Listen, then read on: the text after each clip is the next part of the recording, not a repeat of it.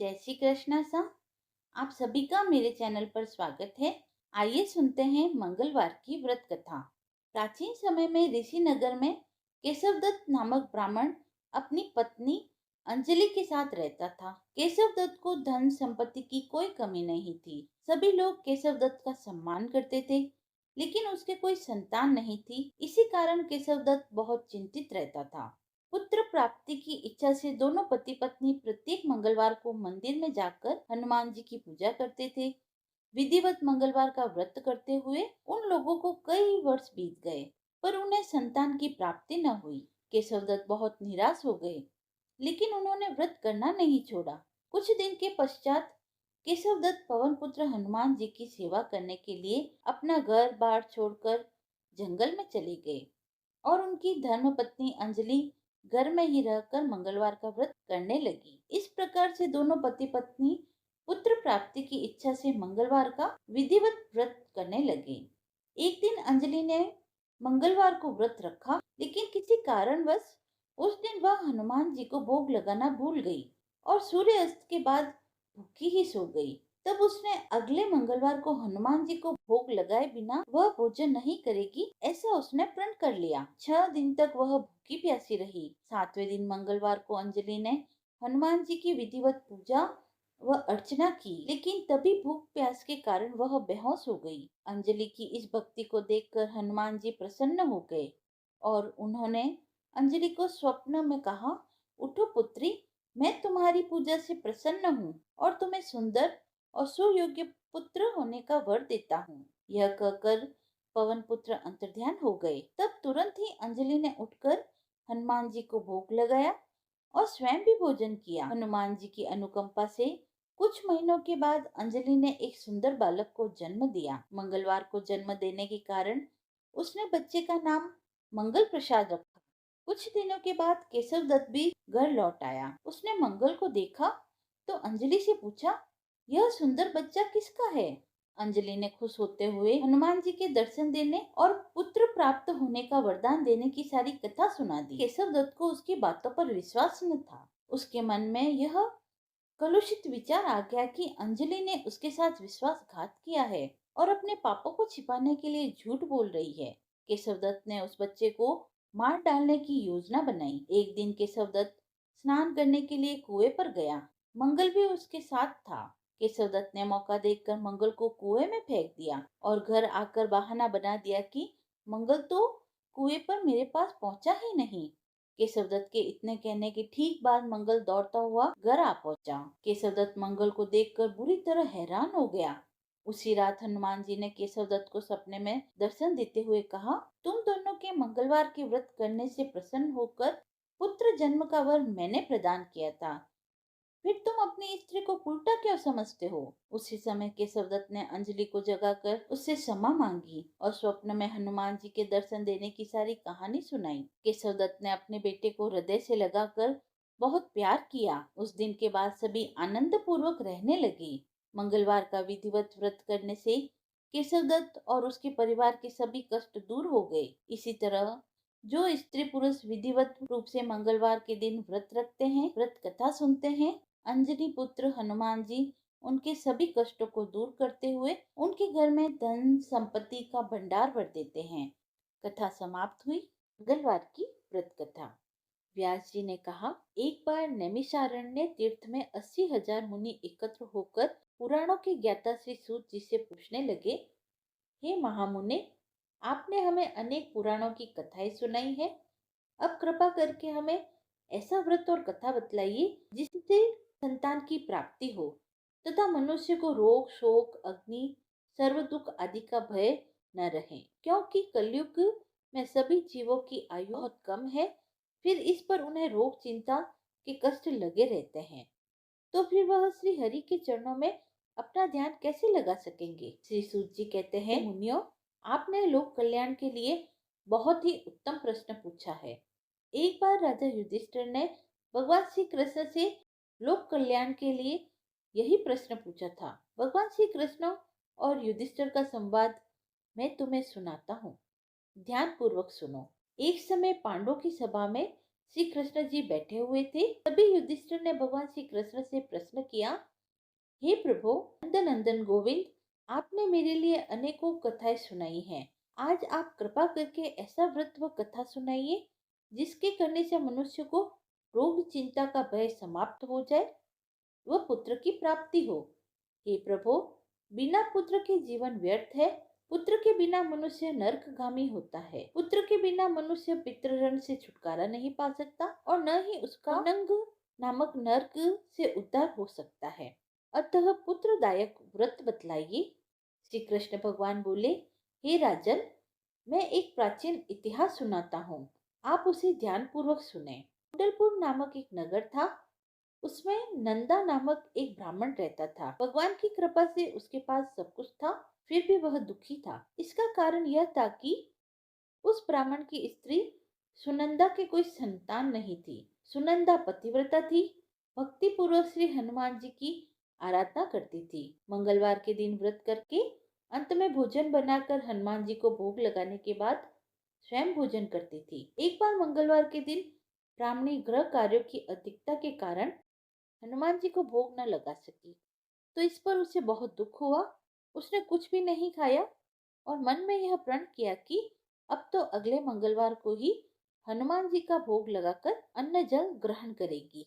ब्राह्मणी सुनंदा प्रतिदिन भोजन बनाती, श्रद्धा पूर्वक पति को खिलाती, परंतु स्वयं भोजन नहीं करती और मन ही मन श्री हनुमान जी की आराधना करती थी। इसी प्रकार 6 दिन गुजर गए। ब्राह्मणी सुनंदा अपने निश्चय के अनुसार भूखी प्यासी निराहार रही। अगले मंगलवार को ब्राह्मणी सुनंदा प्रातःकाल ही बेहोश होकर गिर पड़ी।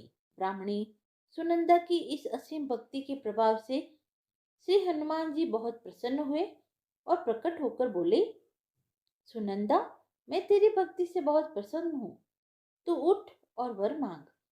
सुनंदा अपने आराध्य देव श्री हनुमान जी को देखकर आनंद की अधिकता से विलव हो गई। श्री हनुमान जी के चरणों में गिरकर बोली, हे प्रभु, मेरे कोई संतान नहीं है, कृपया मुझे संतान प्राप्ति का आशीर्वाद दे। बस आपकी अति कृपा होगी। श्री महावीर जी बोले, तेरी इच्छा पूर्ण होगी। तेरी एक कन्या पैदा होगी, उसके अष्टांग प्रतिदिन सोना दिया करेंगे। इस प्रकार कहकर श्री हनुमान जी अंतर्ध्यान हो गए। ब्राह्मणी सुनंदा बहुत हर्षित हुई और सभी समाचार अपने पति से कहा। ब्राह्मण देव कन्या का वरदान सुनकर बहुत दुखी हुए, परंतु सोना मिलने की बात सुनते ही प्रसन्न हो गए। विचार किया कि ऐसी कन्या के साथ मेरी निर्धनता भी समाप्त हो जाएगी। श्री हनुमान जी की कृपा से वह ब्राह्मणी गर्भवती हुई और 10वें महीने में उसे बहुत ही सुंदर पुत्र प्राप्त हुई। 10वें दिन ब्राह्मण ने उस बालिका का नामकरण संस्कार कराया। उसके कुल पुरोहित ने उस बालिका का नाम रत्नावली रखा। यह बच्ची अपने पिता के घर में ठीक उसी तरह से बढ़ने लगी जिस प्रकार शुक्ल पक्ष का चंद्रमा बढ़ता है। इस कन्या ने पूर्व जन्म में बड़े ही विधान से मंगल देव का व्रत किया था। रत्नावली का अष्टांग बहुत सा सोना देता था। उस सोने से नंदा ब्राह्मण बहुत ही धनवान हो गया। समय बीतता रहा। अब रत्नावली 10 वर्ष की हो चुकी थी। एक दिन जब नंदा ब्राह्मण प्रसन्नचित्त था, तब सुनंदा ने अपने पति से कहा, मेरी पुत्री रत्नावली विवाह के योग्य हो गई है, अतः आप कोई सुंदर तथा योग्य वर देखकर इसका विवाह कर दें। यह सुनकर ब्राह्मण बोला, अभी तो रत्नावली बहुत छोटी है। तब ब्राह्मणी बोली, शास्त्रों की आज्ञा है कि कन्या 8वें वर्ष में गौरी, 9वें वर्ष में राहिणी और 10वें वर्ष में कन्या, इसके पश्चात रजस्वला हो जाती है। गौरी के दान से पाताल लोक की प्राप्ति होती है, राहिणी के दान से वैकुंठ लोक की प्राप्ति होती है और कन्या के दान से इंद्रलोक के सुखों की प्राप्ति होती है। अगर हे पतिदेव रजस्वला का दान किया जाता है तो घोर नरक की प्राप्ति होती है। इस प्रकार ब्राह्मण बोला, अभी तो रत्नावली मात्र 10 वर्ष की ही है और मैंने तो 16-16 साल की कन्याओं के विवाह कराए हैं, अभी जल्दी क्या है। तब ब्राह्मणी सुनंदा बोली, आपको तो लोभ अधिक हो गया है लगता है। शास्त्रों में कहा गया है कि माता पिता और बड़ा भाई रजस्वला कन्या को देखते हैं तो अवश्य ही नरकगामी होते हैं। तब ब्राह्मण बोला, अच्छी बात है, कल मैं अवश्य ही योग्य वर की तलाश में अपना दूत भेजूंगा। दूसरे दिन ब्राह्मण ने अपने दूत को बुलाया और आज्ञा दी कि जैसी सुंदर मेरी कन्या है वैसा ही सुंदर वर उसके लिए तलाश करो। दूत अपने स्वामी की आज्ञा पाकर निकल पड़ा। पंपई नगर में उसने एक सुंदर लड़की को देखा।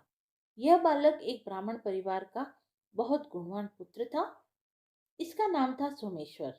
दूत ने इस सुंदर व गुणवान ब्राह्मण पुत्र के बारे में अपने स्वामी को पूर्ण विवरण दिया। ब्राह्मण नंदा को भी सोमेश्वर अच्छा लगा। फिर शुभ मुहूर्त में विधि पूर्वक कन्यादान करके ब्राह्मण ब्राह्मणी संतुष्ट हुए। परंतु ब्राह्मण के मन में लोभ समाया हुआ था। उसने कन्यादान तो कर दिया, पर वह बहुत खिन्न भी था। उसने विचार किया कि रत्नावली तो अब चली जाएगी और मुझे इससे जो सोना मिलता था वह अब मिलेगा नहीं। मेरे पास जो धन था कुछ तो विवाह में खर्च हो गया और जो शेष बचा है वह भी कुछ दिनों में समाप्त हो जाएगा। मैंने तो इसका विवाह करके बहुत बड़ी भूल कर दी है। अब कोई ऐसा उपाय हो कि रत्नावली मेरे घर में ही बनी रहे, अपने ससुराल न जाए। लोभ रूपी राक्षस ब्राह्मण के मस्तिष्क पर छाता जा रहा था।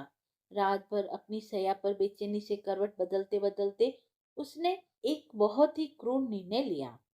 उसने विचार किया कि जब रत्नावली को लेकर उसका पति सोमेश्वर अपने घर के लिए जाएगा तो वह मार्ग में छिपकर सोमेश्वर का वध कर देगा और अपनी लड़की को अपने घर ले आएगा, जिससे नियमित रूप से उसे सोना भी मिलता रहेगा और समाज का कोई मनुष्य उसे दोष भी नहीं दे सकेगा। प्रातःकाल हुई तो नंदा और सुनंदा ने अपने जवाई तथा लड़की को बहुत सारा धन देकर विदा किया।